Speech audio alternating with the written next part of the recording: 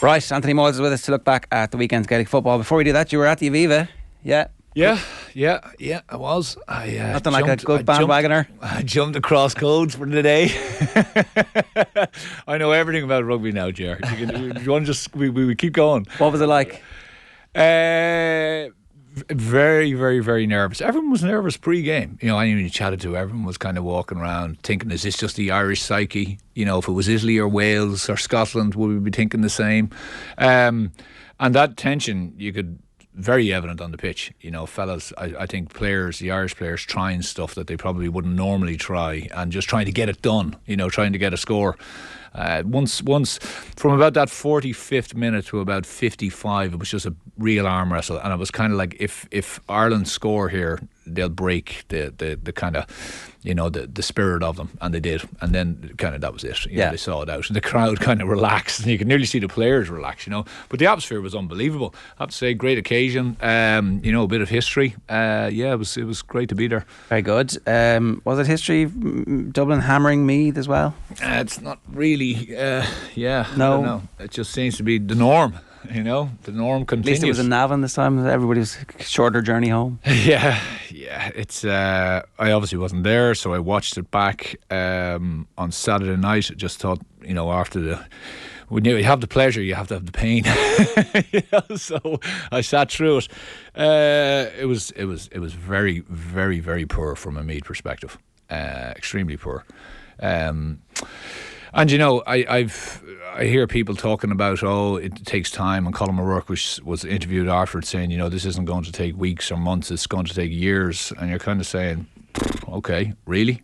And you know, there was every excuse under the sun being thrown out. Fellas aren't conditioned, and I'm looking at the players and kind of going, okay, well, there's fellas who were there who've been playing intercounty football for definitely the last 6, 7, 8 years.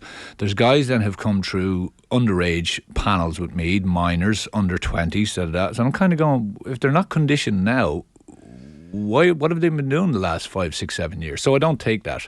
I think the players genuinely were hung out to dry. They have a very inexperienced full back line, and they were marking Conor Callaghan, the new young lad O'Gara, and Cormac Costello, with no protection in front of them, with a big gale. And all Dublin did was quick transition the ball, long ball in, lots of movement in the full forward line, and just tore them apart.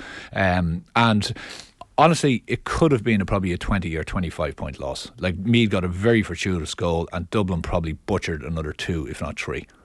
So, just to clarify that, they went man on man in the first half instead of actually back in the defence against the breeze. Yeah, correct. Yeah, so Dublin had the breeze. Meath had plenty of the ball in the first half, but Dublin just did what they did, which was you know, they allowed them come onto them and just got them on the break.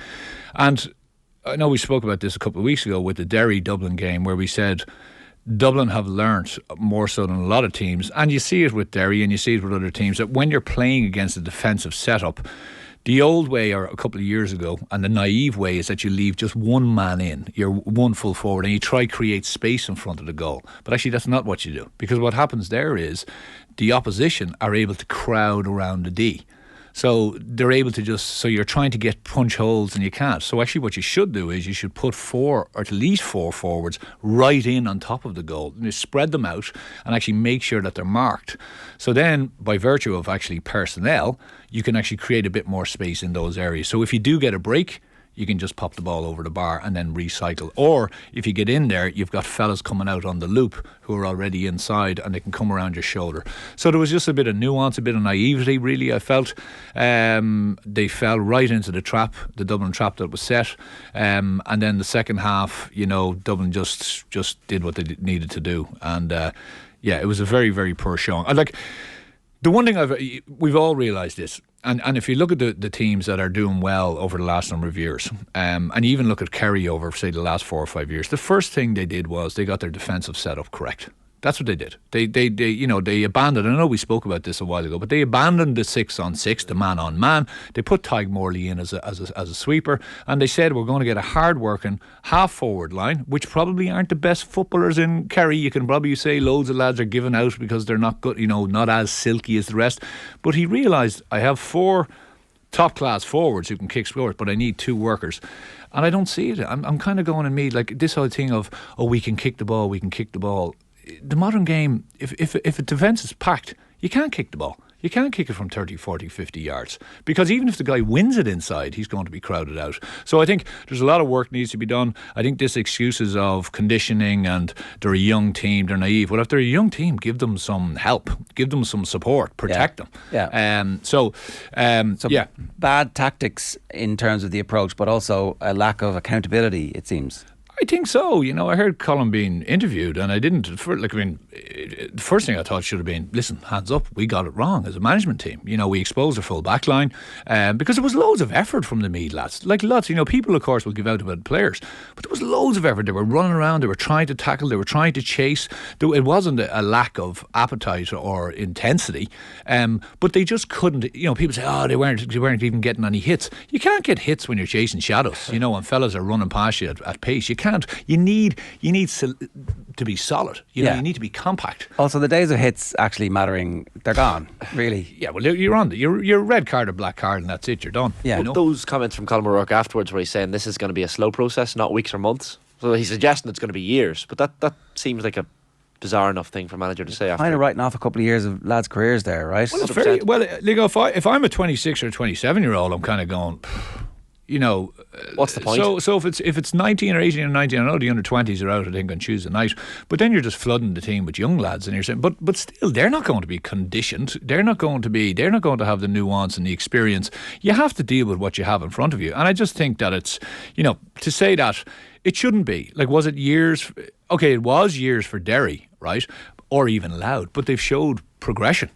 And what they've done is they've showed that we have a system and we have a structure which we believe in and all the players buy into it. And therefore, we will progress. We might need to tweak it every now and again. We might need to tweak it for who we're playing. But I just felt we're going out against Dublin. We're going to go 15 against 15. And sure, we'll see how we go. What about the Dubs? I mean, obviously it's difficult to read too much into a match where it's decided almost before throw-in that they're going to end up winning this game. But are they seeing enough signs across the league that the strength and depth that they need to be there and that the form of their better players is coming to where it needs to be?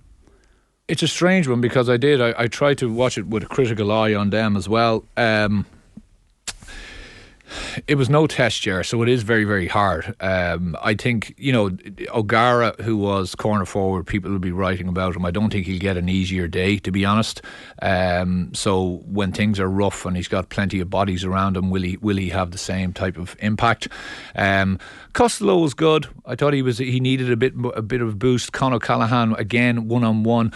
Like Fenton was imperious again around the middle of the field. Although I thought the lads around the middle for me did very, very well. Ronan Jones and Jack Flynn and Daithí McGowan when he came in did well. But the defensive setup again strong. A bit of speed coming out from Merchant. Davy Byrne was back, did quite well. The goalkeeper is really impressive. There's a competition for the Dublin goalkeeper. Evan hasn't been in the squad. Yeah, Evan will be back. I think he's a long-term injury, but I think he's due back. So that there you go. You've got two absolutely serious keepers now. Look, I think they I'd say Desi probably would have wanted a better challenge. Right. To be honest with you. Well, he's going to get it against Louth in the last round. I think is that their last game, and yeah, that's Croke Park. And Louth, as I said, talk about a team that are on the up and up, and a team full of confidence. By the way, after losing probably two of their best players. Yeah, of course. Like Mulroy is gone, and they come from behind against Cork. I know Cork were down to 14, but Kieran Byrne as well, yeah. Some fantastic score. Just really, and the spirit, you can see it in them. And again, they will. I think Meath will meet them in the Leinster semi-final, which should be interesting. Yeah. Can they beat the Dubs? Don't know, but I tell you what, they'll set up absolutely Mickey Hart and Devlin are well used to playing against Dublin, right? So they know what buttons to push and they know how to set up against them. So I'll imagine they will try to make Croke Park as compact as possible and just do what they're doing, which is, they have a lot of pace around the middle. They've got guys in the full forward line who are well able to score, and they don't mind sacrificing themselves. So will they beat them? I don't know. It's a hard one to guess. But I think Dublin are already promoted. So, well, I think Dublin, I don't know. Are they not? Do they have to win it? There is a sequence of results to be, it would be remarkable for Louth to overcome them. There's a 14-point score. Is it head-to-head first and then scoring differential? It's head-to-head first. Right. Yeah. So what are they, 2 points? If they win. Yeah, if they win. Yeah. So if they win, they win. Yeah. They'd have to win the game. Yeah, can't see it. I think Dublin will look. They'll be up in the gears. They'll be up in the gears. They still have plenty to go, and they still have plenty because they'll be saying to themselves, "Listen, Leinster at this stage, again." Exactly. Yeah. Keane Johnson's been doing a bit of work for us on the football trends, and he was making the point that Dublin scored 2-7 of 219 from Meath turnovers. Meath scored 3 points from Dublin turnovers, and last year's championship, 40% of all scores come from turnovers. So there's a moment when you win the ball back, if you go 40% of the time, you're going to score. A lot of teams take that as like, we're going to take a break now because we've got the ball. And that's like, we're going to slow everything down. And and Dublin also do a very good tactic whereby if we win the ball from them, anyone who's close just does a small little tug back, and it's a free, and then you get in front of the player and you talk to the referee, and that's just a little bit of experience. That's all it is, nuance. As I said, 19-10 was the score. Dublin fouled 19, Meath 10. So every time they lost the ball, tactical foul. That's it. And I think all the best teams are doing this, like all of them. And so it's obviously being coached. Correct. Absolutely. And it's a tactic, and so we're not singling Dublin out here because everybody who is a good team is doing it at the moment. Is that far more important than the black card? It's a very hard thing again to officiate because I get in front of you and I'm kind of tackling you, but I'm just making sure you're not getting away from me, so I look like I'm tackling you, and then I next thing the referee, and then I stand up in front of you and I'm talking to the referee. Meanwhile, the rest of my players are absolutely milling back down the pitch. So all you need is 5, 6, 7 seconds. That's all you need to delay it for, and get back. And that's the high-end coaching that's happening. It's happening in Kerry, it's happening in Tyrone, it's happening in Derry, it's happening in Galway, it's happening... Yeah, okay. The old way, actually, like going back, but it would be that if you were on the ground, you would throw it literally back to the person behind you, whoever's closest to you, and just let him kick and let him try to move on. But what fellas do is to get up and they'll try to, there's a wrestle, and then, of course, that's just the time, whereby you should release the ball as fast back and then try to move it as quickly as possible. But it's... Look, it is that high level, Ger, that's going on. And just keep an eye out for it. We'll talk about it again as the season progresses. Kerry beat Roscommon. The Roscommon their hype train has been calmed nicely. I wouldn't say derailed, calmed. No, but and so I'd say they'll be happy enough. 1-3 games in the league, more than likely. I think barring a weird sequence of results again. Got to be safe. Maybe they're totally safe with the way the fixtures are working out. I think it can go down to scoring difference. If Donegal beat them, Donegal are already gone. But if Donegal beat them, then if Monaghan won against Mayo, they'd finish level with Roscommon, and they've beaten Roscommon, so they'd have the head-to-head. But there's a few results. Armagh still need to catch them as well. Yes, of course. Armagh need to go to Tyrone and win. Yeah. So, which is going to be, as you'd imagine, that's going to be a major battle. The Roscommon thing, it's interesting. So you look at themselves in Mayo, right?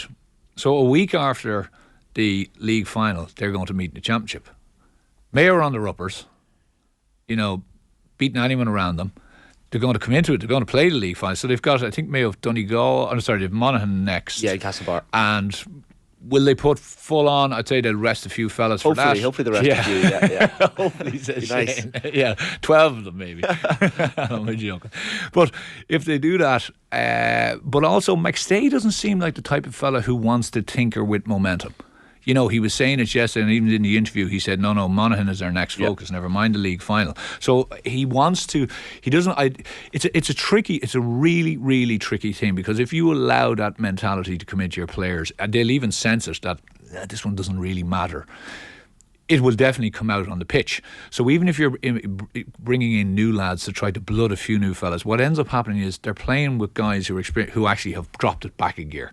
So you don't really see the best of them. Yeah. So you could end up being beaten by 4 or 5, or whatever it is. But then he comes into a league final then after having a loss, and you're trying to put it back up into 6th gear. So it's a tricky scenario for him. But at the same time, Roscommon, albeit various results, but are they setting a trap for them in the first round of Connacht? Roscommon have proved that they are well able to stay in games. and they are very, very. The confidence level is high and the belief is high. Like, they've come back a lot of times. 7 and last 10 minutes they've pushed on. And again against Kerry, I think Kerry thought we just swipe these away here, and it looked at various stages that they would do it. But actually, Roscommon stuck in and could have got something from the game. Again, the analysis of the kickouts, Kerry won 10 out of 10 kickouts up to the 70th minute, and then Roscommon pushed forward, and Roscommon won all the Kerry kickouts. Yeah. So it's like, obviously the game is in the melting pot at that point, and they're trying to win it, and so maybe that's we're gonna manage games by conceding the kickouts, but we do have the capacity when we need to surge. It's an interesting thing to be able to do. Like, and look, I don't know how premeditated that was, or if it was just that the game was getting away from them and it's injury time now, so we're going to go for it. But against Mayo, they can decide in the championship, we're going to start one way, we'll finish another way, or we're going to show you one thing and you're going to expect it, and then we actually change. That's the bit that gets into an opposition's head. Yeah, and I think the best management teams and the best teams that are run are doing that kind of stuff throughout the league. They might only do it for 10, 15, 20 minute spells, but they're doing something a little bit different, and they're showing even opposition something a little bit different, and they're trying to say, right, can we do that? Have we got the capability to do it? Have we got the resources to do it?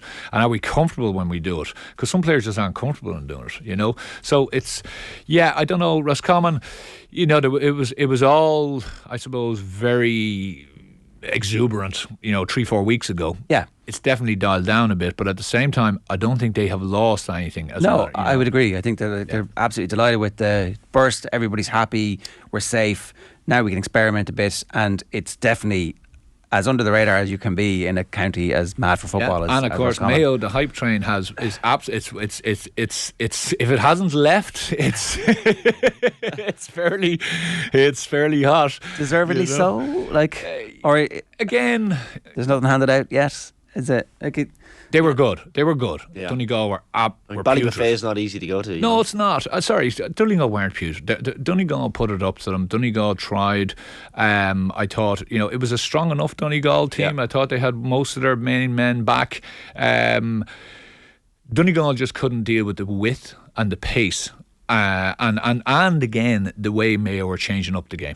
And that's what Mayo have at the moment. They've runners. And do you remember before we spoke about that Mayo in the last couple of years had runners from deeper. They had runners from their full back line. They now have runners from that half forward line and midfield. Yeah. So Matty Ruan, all these guys who are coming at pace, at angles. And then they have O'Shea as that get out ball. And he's just so good. He was very, very good. He looks like he's really settling into it, and he understands. His hands have always been excellent, Aidan O'Shea. Basketball hands, very good. Left and right. The power of a left-hand hand pass. When you're coming away from goal, and person comes to you, he cuts inside, and you're just able to pop it into him. It's so underrated, but it's an amazing thing to open up a defence. And he's so physically strong. He's like the honey trap. Fellas are coming at him. 2 or 3 players coming to him, and his hands are so good. He's able to release the ball. So. Look, they're in a good place, Mayo. It'll be a matter of McStay trying to keep the lid on things and trying to keep them focused. But certainly, they're a team that I suppose they're a bit of a tonic at the moment. Like, they're actually playing football. Yeah. Well, they're proof that even in this bad weather on these heavy pitches, it's possible to make the game look good. Monaghan got hammered by Tyrone. 2 red cards, I think, Shane, was it? Yeah, Joe McQuillan was refereeing this one up in Clonus. I won't say any more. But no, to be fair, the Jack McCarran one was a yellow and then a black, followed by a red. Probably deservedly so. Tripped the Tyrone player right in front of the referee, and then there was an off-the-ball incident for Killian Lavelle, which I don't know. He seemed very harsh done by, to be honest. But these decisions go against you sometimes in games. Tyrone, you talk about teams coming under the radar. I was very impressed. They're back, baby. Oh, well, that's what Sean Cavan was saying last night, essentially. And Brian Kennedy and Conky Hang on, was he not saying that there was a complete shambles a couple of weeks ago? yeah, it's all turned around, I'll tell you what. Things are looking up at Tyrone. He was the motivation. The 2 lads, Kennedy and Kilpatrick in midfield, were brilliant. Yeah. The kickouts worked. It's no, I guess, surprise to see Niall Morgan adapting the space from the Monaghan kickouts, but it worked. He was just taking an area, and Monaghan didn't know where to go from the kickouts. Yeah. And look, McCurry was brilliant. Canavan was brilliant in the second half as well. Really good. They really are coming good, and the fact that they're not pushing for a league final they're just coming good at the right time. I think. Well, we spoke I think 3 or 4 weeks ago we were kind of saying that it's in disarray, and it certainly looked in disarray. They needed that spark, and the spark came the last game. And remember, I mentioned the spark won't just come from an individual; it has to come from literally getting down the trenches and working. And the work rate they did. If you talk about McCurry, watch McCurry in the game. The amount of times and Canavan they chased back, they covered fellas off, and there was none of this. And sometimes you see in a game, someone makes a break, you look and you kind of go, oh, do I have to go? Okay, I'll go. There was an instant we're getting back, and like if you watch the goal that the young cornerback got, McQuinn, watch where he makes his run from. The Monaghan guys see him, look, and kind of go, someone else will take him, and then there's a realisation, we're not going to get to him, and then there's panic, and of course Canavan does a lovely little hand pass. I thought Monaghan, it was silly, stupid. I didn't see the incident, it couldn't get picked up on TG Carr, so he seemed to be, but I think Vinnie Curry was fairly adamant. He was like, that was stupid, kind of get into the dugout. The first one was silly thing to do right in front of the referee. But Tyrone are coming good. There's absolutely what they've done as well with Kirkpatrick. I like, and again we're talking about the nuances of management teams. They're throwing him in full forward every now and again. Yeah, exactly. So he's out around midfield, and then they let him drift in, and then they empty out. So it's kind of like what we're doing with McShane. That also brought Darren Hughes, who was marking Kirkpatrick, out of the game. Correct. Brought him into full back line. Yeah, and of course he wants to be on the full front foot and making those lung busting runs through the middle. But it's a smart move, because obviously they got the penalty from it. But he's great pair of hands. Yeah. And he's well able to kick. So if he makes his mark, he'll just stick it over the bar. By the way, don't rule Monaghan out yet. The Cockroaches of Division 1. They've always stayed up on the last day, usually. So beat Mayo. Hope Tyrone do them a favour beating Armagh. You just never know, lads. Well, listen, you never know. I mean, if Tyrone could possibly relegate anybody, it would be Kieran McGeeney's Armagh. Oh yeah, I mean, you can imagine that's the focus. Absolutely. And just to mention, Armagh, Jesus, like they have so much, and it's kind of, you're scratching your head, kind of going, are they getting? I feel like it's nearly paralysis by analysis. They're nearly analysing the opposition and themselves too much. And instead of actually just saying, listen, we're going to go out and play here. When they were ahead, they'd Rian O'Neill in back as a sweeper in their own full back line, and I know they were playing against a breeze, and they had to. But you're kind of going, Jesus, it's something. It's like they restrict themselves sometimes, because they're so focused on, let's just win this game by a couple of scores and let's stop the opposition. Geezer's teams don't really emerge until after they've been knocked out of their provincial championship. History shows us. Certainly, as Kildare supporters, like, maybe we could just once go for the league, please. And it was like, never. And then maybe we could just have a Leinster championship that was normal. No, we always had to get beaten by Louth or whoever. And then all of a sudden the team emerges like a butterfly from a chrysalis, and it's the qualifiers are here. Yeah. So I think Armagh could go deep into an Irish summer. So we'll see. Modsy, good stuff. No bother, lads. Cheers.